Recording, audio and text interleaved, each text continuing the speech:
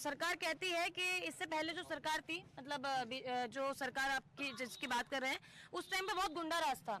और यहाँ पे जो अभी सरकार है वो कहती है कि जीरो टॉलरेंस की नीति है और गुंडा राज नहीं है। माफियाओं का मतलब माफियाओं को भी ढेर किया है।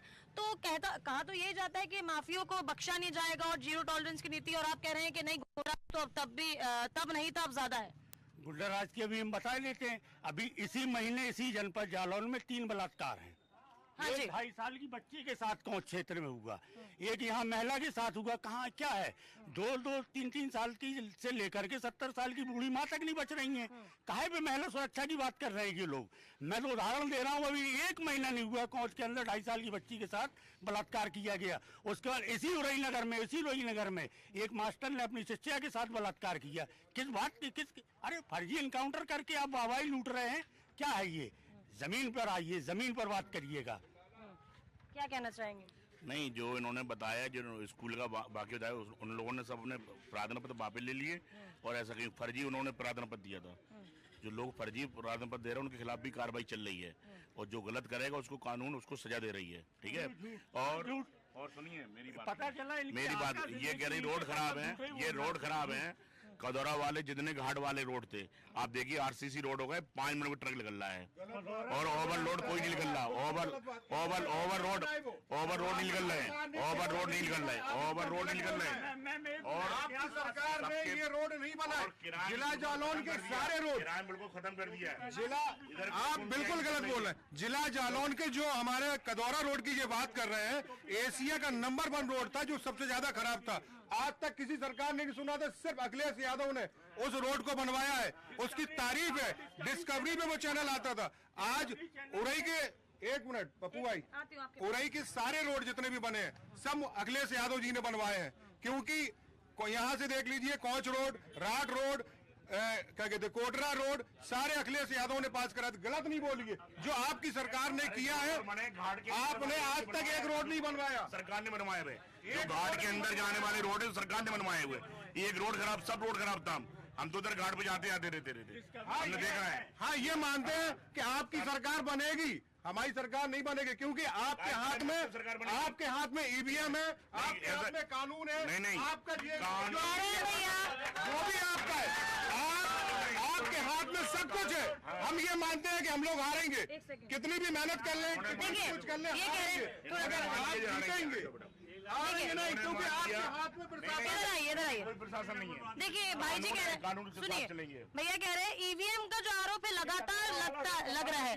इस सरकार पर ईवीएम का जो है लगातार आरोप लग रहा है। अभी भी वो कह रहे हैं कि आपके हाथ में ईवीएम है इसलिए सरकार जीतेगी। क्या कहेंगे? कुछ नहीं, कानून से सब काम चल रहा है। ये लोग अपने हवाएं उड़ा रहे हैं मिनी फालतू में। अभी 2 चरण चुनाव हुआ जिसमें 24 घंटे के अंदर इलेक्शन कमीशन ऑफ इंडिया को आंकड़े वेबसाइट पे डालने होते हैं, लेकिन उन आंकड़ों को जो पहले 60% दिखाया गया, उन आंकड़ों को 11 दिन के बाद अपलोड किया गया वेबसाइट पे, जिसमें 6-6, 7-7 और 8-8% बढ़ाकर किया गया। जो आपने भी बात कही है कि कोई लड़की 12 बजे निकल रही है, 11 बजे, हमको तो नहीं लगता ऐसा। नहीं, ऐसा नहीं है। सब हमारी खुद की बेटियां 12 बजे शहर के अंदर स्कूटी से घूम रही, कोई दिक्कत नहीं हो रही उनको और बढ़िया महसूस कर रही है। हम लोग बाजार में ऐसा कुछ नहीं है। अभी 1 महीने के अंदर हमारे क्या कहते हैं जिले के अंदर 3 रेप हो रहे। ये कह रहे 12 बजे 10 बजे निकलना बाहर मुश्किल पड़ता है। यहाँ पे शादी समारोह में तो लेडीज रात के जाना पसंद नहीं करती, क्योंकि कब वारदात हो जाए कुछ नहीं होता है। पुलिस प्रशासन कोई सुनता नहीं है, क्योंकि हाँ, अगर एक समुदाय से अलग है, ठाकुर समुदाय से है या हाई कास्ट समुदाय से, उसकी सुनी जाती है और किसी की यहाँ पे नहीं सुनी जाती है। 14 में जब यहाँ पे इलेक्शन था, 14 में मोदी जी आए थे, इन्हीं से पूछे ले रहे हैं, हम जी बगल में बैठे हैं। तब यहाँ पर जनसभा में घोषणा की थी कि खनन यहाँ का सबसे बड़ा मुद्दा है। भाइयों बहनों, अब की बार ड्रोन कैमरे से इसकी सैटेलाइट पिक्चरें लेकर के सबके साथ कार्रवाई होगी। आज देखिएगा 10 सालों में यहाँ की खनन की हालत क्या बना दी है भाजपा सरकार ने। जनपद जालौन के वासी आज भी आसमान की तरफ देख रहे हैं, मोदी जी का ड्रोन कहाँ है? सिर्फ झूठ, सिर्फ सुनिए झूठ के अलावा यादव, अखिलेश की सरकार थी, यादव काम करेंगे। और जब ओवरलोड ट्रक ऊपर निकलेगा तो चच्चा पंचर जोड़ेंगे, उनका काम ये था। अब चच्चा ने पंचर जोड़ना काम बंद कर दिए, अब चच्चा घाट चला रहे। चलो भाई कदौरा में चलो। क्या चच्चा इस समय काजू की रोटी खा रहे हैं? चच्चा तो कल भी पंचर बना रहे थे, आज भी पंचर बना रहे हैं। चच्चा के लिए आपके पास स्कीम है क्या? चच्चा के लिए आपके पास रोजगार क्या है? एक समान सबकी स्कीम, एक समान सबकी स्कीम चल रही। कोई गलत देश में 70 सालों में जब से कांग्रेस राज रहा या अन्य क्षेत्रीय दलों का राज रहा, कभी भी मुसलमानों को घुसपैठिया नहीं कहा गया। जब से ये मोदी सरकार आई है, मुसलमानों को घुसपैठिया का लक़ब दे दिया है कि मुसलमान तो घुसपैठिया होते हैं। नहीं, हमारे आज ये कहते हैं कि कांग्रेस आ गई या सापा आ गई, मुसलमान घुसपैठिया है? नहीं है, कुछ नहीं, सब गलत बिल्कुल गलत। मेन बात ये है, वो लोग जो काम कर रहे हैं, जो फालतू लोग हैं, जो काम करने वाले लोग हैं, वो काम कर रहे हैं। आज मुसलमान की जीडीपी उत्तर प्रदेश में बढ़ी हुई है। क्यों बढ़ी हुई है? उन्होंने सबने क्राइम करना बंद कर दिए, अपने व्यापार में लग गए और काम कर रहे हैं। मैं जालौन में गया, सुनिए मेरी बात को, मैं 1157 गाँव में जा रहा हूँ, 9 ब्लॉकों में काम कर रहा हूँ। मैं काम कर रहा हूँ, मुझे मालूम है कौन कितना काम कर रहा है, कौन कितना काम नहीं कर रहा है। जो काम कर रहा है ये, हाँ, दुकान भी चलाएंगे। अभी चले आना, अभी 11:30 बजे दुकान खुल जाएगी, 8 बजे ताला डाल के सिर्फ टोपी लगा के गुमराह कर रहे हैं, सिर्फ टोपी। जैसे इनके आका मोदी जी, जैसे इनके आका मोदी जी टोपी पहना रहे हैं। टोपी का काम क्या है? टोपी बनाने वाला कभी किसी सर के नाप नहीं लेता। टोपी बना दी, उसने मार्केट में डाल दी, जिसके नाप की उसने पहन ली। इनके नाप की थी, इन्होंने पहन ली। हम लोगों के नाप की नहीं, हम लोग जूते की ठोकर में रखे हैं ऐसी टोपी को। हमारी टोपी हमारा दीन है, हमारा इस्लाम है, ये ऐसी टोपी नहीं है हमारा। ये प्रायोजित टोपी है, ये सिर्फ इस तरह के कार्यक्रमों में टोपी लगा के प्रायोजित तरीके से बिठाया जाता है। जब मुस्लिम कार्यक्रम होते हैं तब तो ऐसे लोग कहीं टोपी लगाए नहीं मिलेंगे आपको। हाँ, लेकिन कहीं डिबेट हो रही होगी, कोई इस तरह की चर्चा हो रही होगी, तो टोपी लगा के बाकायदा प्रायोजित तरीके से बिठाया जाता है। यही लोग कहते हैं कि कांग्रेस आ गई या सापा आ गई तो आपका मंगलसूत्र छीन लिया जाएगा। 2014 से पहले 28,000 सोना था, आज 70,000 रुपए हो गया। सोना तो भाजपा छीनने का काम कर रही है, मुसलमान कहाँ छीन रहा है? 10,000 का लिया था, 5 लाख का नहीं हुआ प्लाट, वो सोना जरूर महंगा हो गया।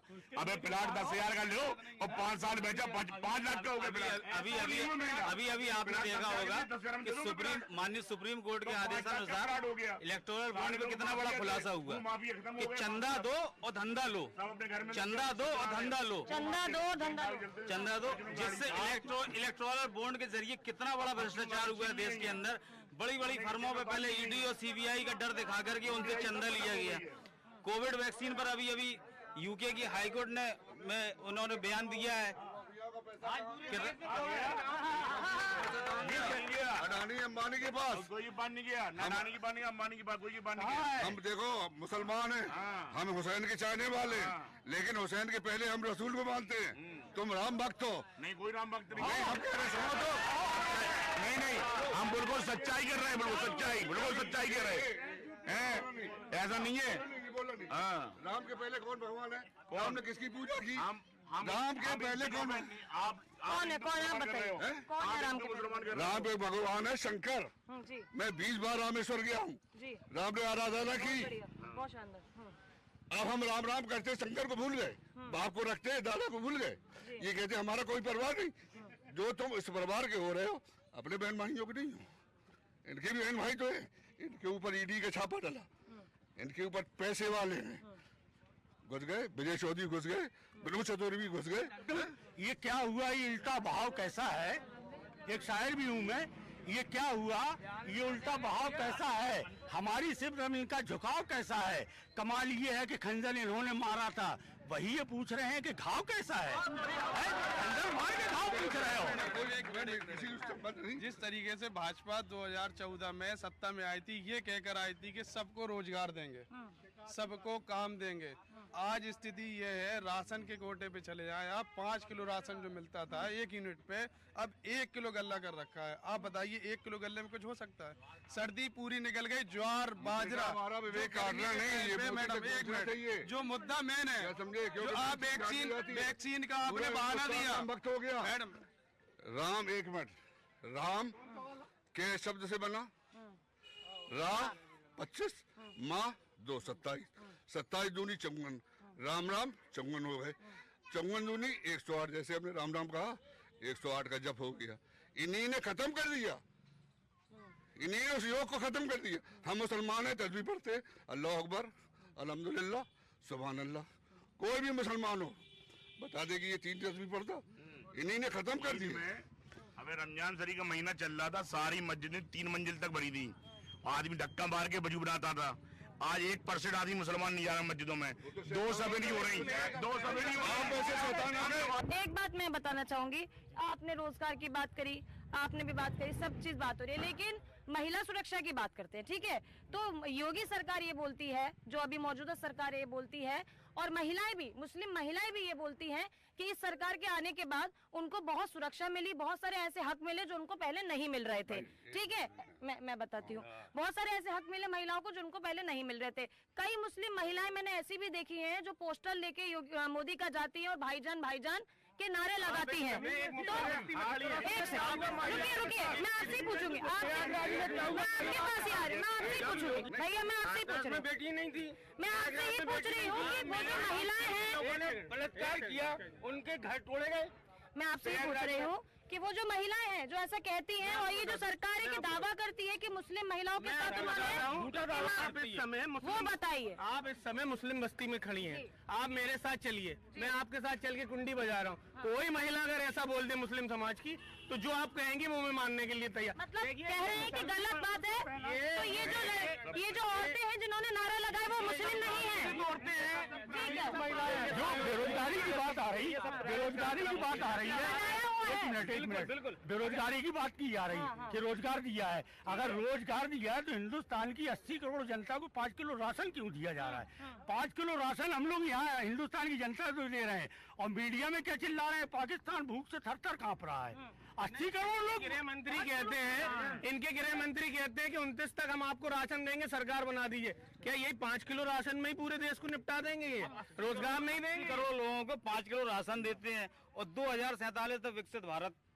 अरे विकसित भारत तो छोड़ो, आपने तो विकासशील की श्रेणी से नीचे लाके खड़ा कर दिया। शिक्षा की बात क्यों नहीं आ रही यहाँ पर? क्या बात? इसके बाद शिक्षा की ही बात हम कर रहे युवाओं को हैं। शिक्षा चाहिए। आप हमें बोलने नहीं और दे रहे सबसे ना। पहली बात इसके बाद हम शिक्षा की बात कर रहे थे। ये मौजूदा सरकार ही ऐसा बोलती है कि शिक्षा में बहुत ज्यादा बदलाव किए गए हैं, हर एक महिला को शिक्षा मिल रही है, बेटी बचाओ बेटी पढ़ाओ का नारा लगाया जाता है, बेटी पढ़ाओ बेटी बचाओ का नारा लगाया जाता है। भैया जी कह रहे हैं कि शिक्षा में कोई बदलाव नहीं आया। जब शिक्षा की बात आती है पेपर लीक हो जाता है, पेपर लीक हो जाता है। पेपर लीक हो जाता है। प्राइवेट जो स्कूल है उनकी फीस देखिए आप कितनी हाई पहुंच गई है। मैम मुझे शिक्षा चाहिए, राशन नहीं चाहिए। जब शिक्षा होगी राशन हम खुद कमा लेंगे, ठीक है। कोई शिक्षा नहीं है। जब भी नौकरी की बात आती है पेपर लीक हो जाता है। ऐसा कौन सा पेपर है इनका हर बार लीक होता है? जितनी वैकेंसी निकलती है सारे पेपर लीक। इसका मतलब क्या है?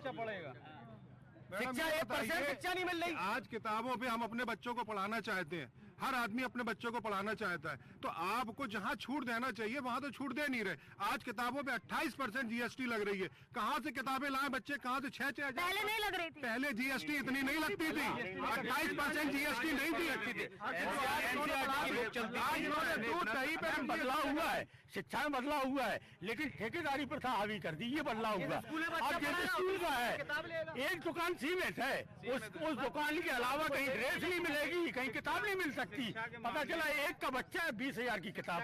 ये बदलाव आया है। ये बदलाव आया है। हमारे बड़े भाई जवाब दे दें कि योगी जी ने कितने शिक्षक भर्ती करी उत्तर प्रदेश के अंदर जब से वो सत्ता में आए हुए हैं। 69,000 शिक्षक भर्ती के अलावा उसके बाद कौन सी भर्ती हुई है? वो जो मुलायम सिंह सरकार, अखिलेश यादव की सरकार में हुई है। और जो 60 लाख बच्चों का जो भविष्य दांव पे लगा है, जो पुलिस भर्ती का जो पेपर लीक हुआ है, इस पर क्या कहेंगे? देखिए, मोदी सरकार कहती है कि उनके राज्य में मुसलमानों को राजनीतिक अधिकार मिल रहे हैं। माफिया लगता है आप जो मुसलमान करना चाह राजनीति करें, राजनीति मोदी सरकार का कहना है कि अल्पसंख्यक भाई जो हैं शिक्षा पे पूरी बात अभी राजनीतिक माहौल मिलेगा। शिक्षा पे पूरी बात अभी हो नहीं पाई है। लोगों ने कही अच्छी बात है। देखिए, समान शिक्षा का अधिकार जब तक आपको नहीं मिलेगा तब तक कोई भी समाज या देश तरक्की नहीं करेगा। समान शिक्षा का अधिकार उसको मौलिक अधिकार के अंतर्गत भी अब दे दिया गया है कि हर व्यक्ति को, हर बच्चे को, हर किसी को, चाहे वो महिला हो या पुरुष हो या बच्चे हो, उनको समान शिक्षा का अधिकार होना चाहिए। होता क्या है कि एजुकेशनल जो मेथड है वो पूरी तरीके से चरमराया हुआ है। हमें ये चाहिए कि जो शिक्षा की पॉलिसी बना रहे हैं, न्यू एजुकेशन पॉलिसी जो लागू की जा रही है, उसमें ये रखा जाए कि अगर एक गरीब का बच्चा भी अगर पढ़ सकता है तो अमीर का भी बच्चा पढ़ सकता है, तो दोनों को इक्वल होना चाहिए। अभी क्वालिटी के लिए ये बदलाव किया गया, आप ऐसा कह रहे हैं? कॉन्स्टिट्यूशनल अगर आप वो भी देखें तो अनुच्छेद 14 भी इस बात की कहता है कि समानता का अधिकार मिलना चाहिए, और वो समानता का अधिकार किसी भी रूप में हो सकता है, चाहे वो राजनीतिक हो, चाहे सामाजिक हो, चाहे आर्थिक हो, या धार्मिक भी, धार्मिक परिप्रेक्ष्य में भी। और भारत जो है वो धर्मनिरपेक्ष राष्ट्र है, और बाबा साहब अम्बेडकर ने जब इस संविधान को बनाया था तो उन्होंने सबसे पहले यही बात कही थी कि भारत जो है वो का कोई भी धर्म नहीं होगा, वो धर्मनिरपेक्ष होगा। सवाल ये है कि अब इस वक्त देश के अंदर जो प्रॉब्लम है चल रही है, या जो भी समस्या चल रही है, वो धर्म को लेकर चल रही है। धर्म तो राज का विषय होता ही नहीं है। जो राज्य धर्म को प्राथमिकता देता है वो हमेशा दूरियां बना देता है अपने जनता से भी और अपने लोगों से भी। तो मेरा ये मानना है कि हाँ, तो धर्म के नाम पर राजनीति नहीं। देखिए, जिस हिसाब से जावेद भाई एक पढ़े लिखे आदमी है, जिस हिसाब से बात कर रहे हैं, ये नहीं चाहते हैं गरीब का बच्चा पढ़े। जो पूरे विश्व में जो पढ़ाई के नाम पे पूरे देश का नाम रोशन कर रहे थे केजरीवाल, उनको तो उन्होंने जेल में डाल दिया। शिक्षा के लिए ये कुछ करना ही नहीं चाहते। तो आप मुझे ये बताइए कि दिल्ली में जो हो रहा है, क्या आपको लगता नहीं है कि वो एक राजनीति रणनीति है? देखिए, केजरीवाल की गिरफ्तारी पूरे भारत को एक संदेश देना चाह रही है। क्या संदेश? संदेश ये देना चाह रही है कि हम जो चाहेंगे वही होगा, केंद्र की सत्ता ये चाहती है, जबकि वो भी डेमोक्रेटिक तरीके से चुनी हुई सरकार है, और संविधान के मुताबिक किसी भी सरकार को इस तरीके से कदम ना तो निलंबित किया जा सकता है न किया जा सकता, क्योंकि उसमें प्रावधान ये भी है कि सुप्रीम कोर्ट के ऑर्डर। देखिए, ऐसा पहली बार हुआ है कि कोई नेता सत्ता में रहते हुए जेल में गया है।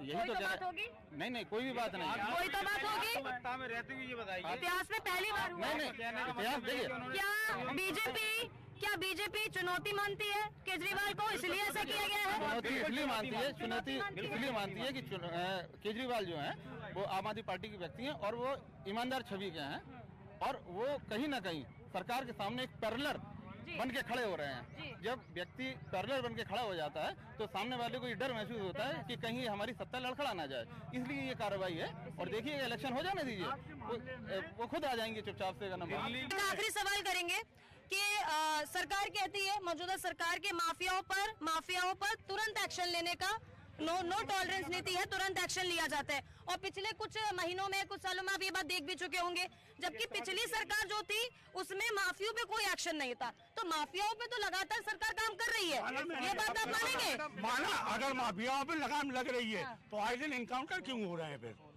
आए दिन इनकाउंटर क्यों करना पड़ेगा? जो लोगों का एनकाउंटर हुआ है कि नहीं होना चाहिए था, आपको लगता है? फर्जी इनकाउंटर, फर्जी जिनको आप ले लोगे फर्जी इनकाउंटर कर दोगे। किया गया है। एक तो नहीं है, पुलिस के सामने गोलियां चलती हैं, मारा जाता है। ब्रजेश सिंह पर कोई कार्रवाई हुई? वो भी तो माफिया है।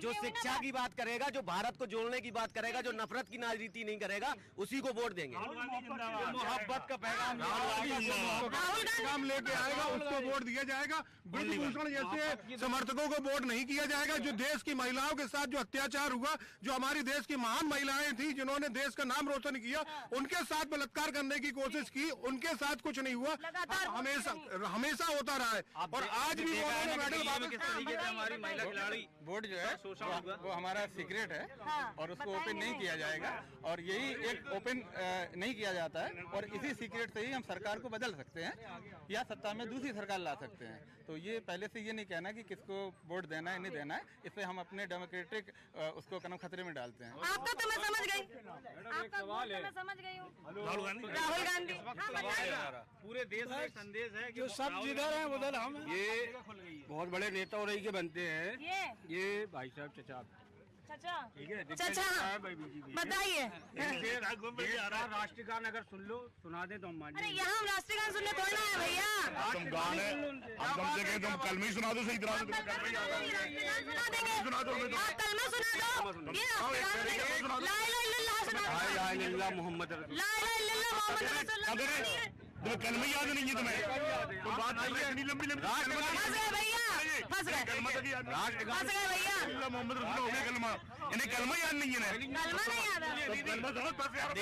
देश फंस गए ना भैया, फंस गए। देखिए, देश इन बातों से बहुत ऊपर जा चुका है। वही ना हम कह रहे हैं, यहाँ कोई राष्ट्रगान सुनने नहीं आए, उल्टा फंसा दिया ला आपको। इलाहा इल्लल्लाह मोहम्मद रसूलुल्लाह या जय श्री राम से काम नहीं चलने वाला। अब देश में कहीं इस तरह की कोई लहर नहीं है, सारा देश विकास की ओर देख रहा है। जो देख रहे हैं, आपको लगता है सारा देश विकास की ओर देख रहा है? बिल्कुल देख रहा है, जो विकास करेगा। इतिहास में पहली बार भानु प्रताप वर्मा इतने वोटों से जीतेंगे, इतिहास रचेंगे पूरे उत्तर प्रदेश। भानु प्रताप वर्मा काम तो कर नहीं रहे हैं। काम कर रहे हैं। एक सेकेंड, नहीं मत बोलिए, नहीं नहीं नहीं नहीं, भानु प्रताप वर्मा, मैं बात कर रही हूँ, रुकिए बेहतरीन काम कर रहे हैं। भानु प्रताप वर्मा बस्तियों में जाकर भी नहीं देखते हैं कि यहाँ पर क्या हो रहा है क्या नहीं। मैं उन बस्तियों में घूमकर आ रही हूँ, मैं बात कर रही हूँ, मैं उन बस्तियों में कल घूमकर आ रही हूँ जहाँ पे भानु प्रताप वर्मा जो है 5 बार रह चुके हैं, 5 बार सांसद रह चुके हैं। बावजूद इसके भानु प्रताप वर्मा वहाँ पे झांकने नहीं आते हैं कि वहाँ पे क्या है क्या नहीं है। ये मैं खुद बता रही हूँ आपको, मैं कल होकर आई हूँ वहाँ पे। मुलाकात भई हो सकता है उन लोगों तो भानु प्रताप वर्मा ने डिसाइड कर रखा है कि इन्हीं गली में घुसेंगे और इन्हीं गली में घुसेंगे। कौन? ऐसा कुछ है नहीं, क्या? सब गली में जा रहे हैं वो। नहीं गए हैं भैया, कैसे नहीं जा रहे? नहीं, बिल्कुल जा रहे हैं। आप हो गया ही अलग बात है। लगातार एक गाँव है, यहाँ से 15 किलोमीटर याद होना चाहिए। मान तो कहीं नहीं मिलने उनसे। 15 किलोमीटर दूर एक गाँव है हरदोई गुजर। भानु जी ने हरदोई को घूम लिया। चलिए अच्छा तुम ईमानदारी तो मिले भी तक भानु प्रताप वर्मा। ठीक है ठीक है। अरे तुम तो देखिए, ये था जालौन से मियाँ जी का मूड। यहाँ पे जितने भी मियाँ जी थे उनके मूड से हमने आपको वाकिफ कराया, बताया कि उनके मन में क्या है, कि वो क्या चाहते हैं और क्या सोच कर बैठे हैं। ऐसे ही कई क्षेत्र में हम जाएंगे और आप तक पहुँचाएंगे कि लोगों के मन में क्या चल रहा है। मैं नैना शर्मा, कैमरा पर्सन राज के साथ, जालौन। आज हम पहुंच गए हैं जालौन, तो चलिए बात करते हैं और जानेंगे इनसे कि क्या है इन लोगों के मन की बात। चुनावी माहौल चल रहा है, क्या है मन में? मन में चुनाव चल रहा है और मोदी सरकार को आना है दोबारा। देश में कहीं इस तरह की कोई लहर नहीं।